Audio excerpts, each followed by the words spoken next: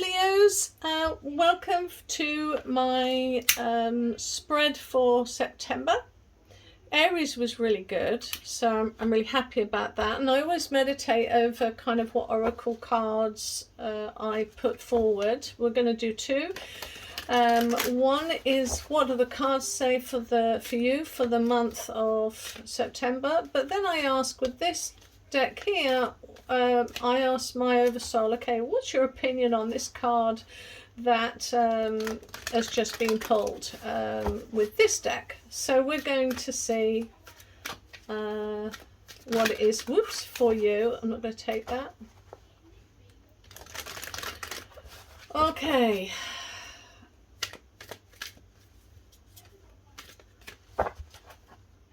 One more. It's a bit imbalanced, but okay, cool. I'm going to cut it. And for you, we have clean it up. Time to spring clean. Clean it up. We've got a sort of a stag, is it? And he's got a duster in his hand. I'll show it you in a second. It's 21, which is numerology. It's 3, which is growth. Clean it up. And he's on the top of a mountain, reigning supreme. I mean, really, it should be a mountain goat if he's on top of a mountain, but it's a stag anyway. I'm tempted to read that. Do you guys want me to read it? I mean, it's fairly self-explanatory, but let's see, what does my higher self have to say about that? Again, trust. Oh gosh, it's almost the same as the other fire sign, Aries, trust. But I'm gonna read that because I actually think that needs to be. So it's 21. Dead easy. I'll be dead quick. Okay. Okay, I won't read it all, because who wants to read it all? Getting to the core of a situation, freedom from a burden, cleaning house, thought it would be, sweeping away what is no longer needed, and trust. It's the egg moon. Can you see that? And we've got something growing here with the egg. They're pretty cards. Yeah, things we need to have some cleaning time. I like that. If you're starting a new life or whatever, you know, you've got to, if you're not careful, you can end up taking the rubbish away with you. I always say that. You know, in order to clean up, it doesn't mean just to discard everything and walk away. You kind of need to think on what has just happened so that you can learn from the situations. Right, so we're going to pull 3 cards, and then I'm going to ask for 3 more cards for romance, friendships, general, and career and finance. What is the advice cards? I think the advice cards are always the best cards. Okay, right. Very easy cards for fire signs. 1, Wheel of Change. King of Cups. Wow. Swords. A little bit more complicated than Aries, but let's, oh my goodness. Wow. Wow. Okay. Gosh, I knew it was more complicated. We've got here the Wheel. We've got the 5 of Cups. And we have the Devil card. The 5 of Swords. Gee. And the protective, very protective 6 here. Or is that 6? Sorry, 4. 4 of Pentacles. Right, okay, so let's just go straight to the general here.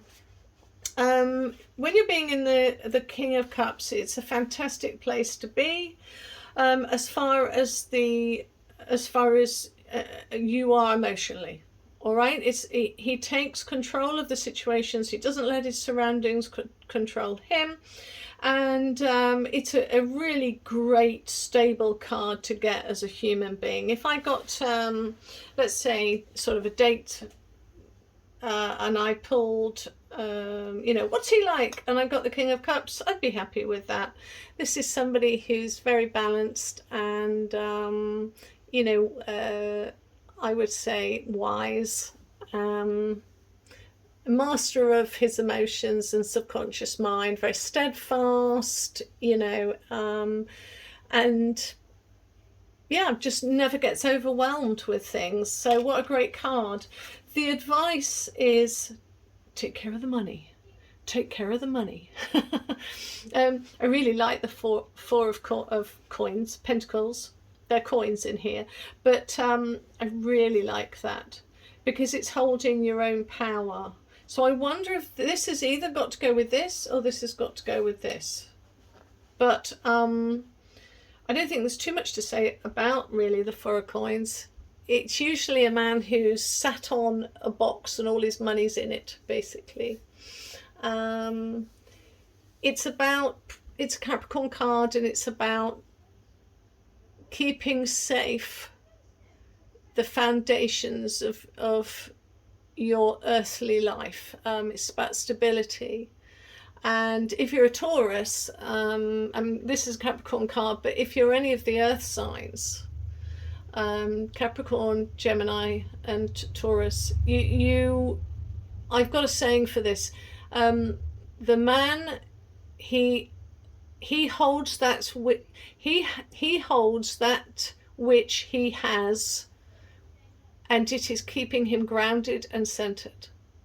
So he holds that which he has. So whatever he has, he's protecting it. So that's a really good. But hold on, we've got the Wheel here and we've got the Devil. So let's, oh gosh, eeny, meeny, miny, moe. Let's go over to career and finances then. Five of Swords.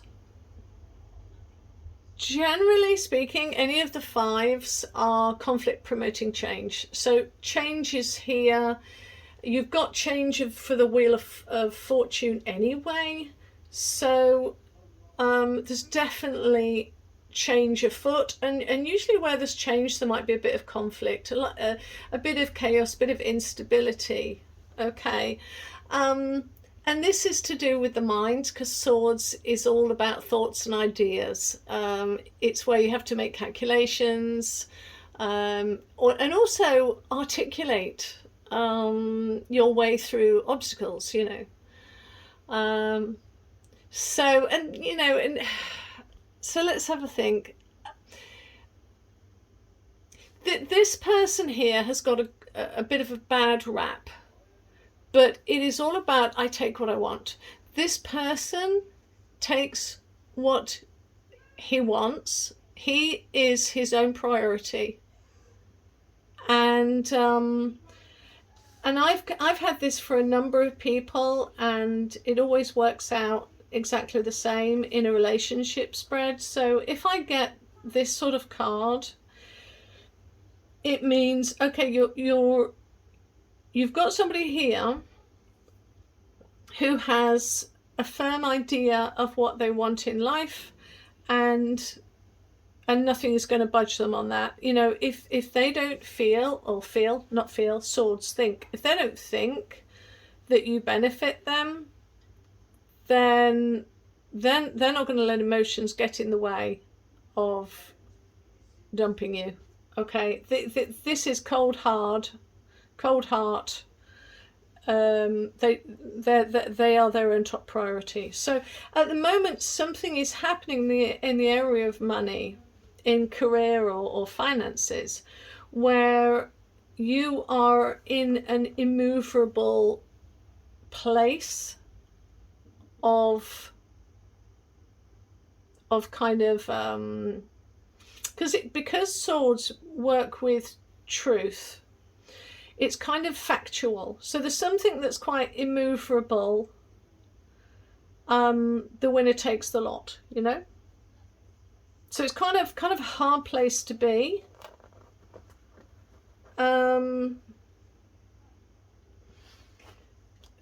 But this is the advice card in that.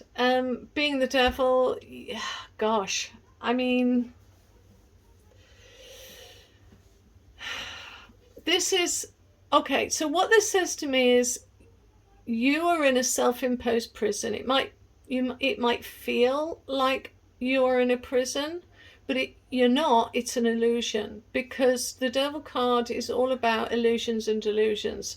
So both of them aren't factual. This is factual, but actually it's an illusion or a delusion. It's self-imposed prison, one of which you can get out of. All you've got to do is break that illusion. Whatever you're feeling or thinking, oh, I can't get out of, there's no other way, I've no other option. If you're running in with that frame of mind, you're not really going to be open to new ideas about things coming in. So I would say recognize the illusion of the situation or the delusion of the situation and set yourself free, because whenever you have the devil card, the door is open on this card here, where the Joker can step out or the Fool can step out. But in the original Rider-Waite, you've got the male and the female, and they've got chains around their necks. But if you look very closely, the chains, although heavy, the loop around the neck is huge. They can just pull off that chain at any given moment and go away, but they choose not to, because they're under an illusion or in a delusion that they are captive. They are not. So don't be captive is the advice. So lastly then we move over to love, relationships, friendships, family. Well, we know that, you know, when you get this Wheel of Fortune card, it's really positive, and you might not like it, but it is really positive, because it's an end of an important cycle. It's the beginning of another one. It's quite quick. It's quite fast when it gets going. So it's quite sort of a sudden expansion, a sudden change, but it is all destiny, and it had to happen. And a little bit like the Tower card, you know, it is sort of a boom moment, but sometimes we need that change of circumstance that we're in. So embrace it, really. You're in it. You might as well embrace it. Enjoy the show. Enjoy the journey. But the advice here is the Five of Cups. Now, I'm just sitting here trying to think, how can you embrace conflict? How can you embrace instability and change? Let me just meditate on that for a second. I need one. Gosh, Five of Cups. I mean, with the Five of Cups, you've got 3 on in front of him in the Rider-Waite, and you've got 2 behind. So 3 have fallen. So whatever, so if we go to numerology, whatever creative group that you were in, even though it looks awful, there is 2 behind of numerology of choices. There's choice behind, there's choice rather in front. But in the Rider-Waite-Smith deck, it's there's 2 cups behind him, but he's not looking at that. He's focusing on the 3 that he's lost. But if he just turns around and has a different frame of mind, he will see not only the bridge that crosses over the turbulent water to home. If he only averts his gaze away from the sadness, he's able to see that there is new beginnings, there is partnerships, there is a sense of balance, and all is good. So I feel like this is all really connected, all three of them. So you know, it takes a strength of will to turn away from what is sad, and to look not at what you've lost, but look at what you can gain, and find a release from that, because it's all a battle. You know, it's all the battles in the mind, they say, but you know, but also we can make our mind up to focus on our grief, where here it's saying don't focus on the grief, focus on new beginnings. Okay, I hope you enjoy September, Leos, and I will talk to you next month. Bye.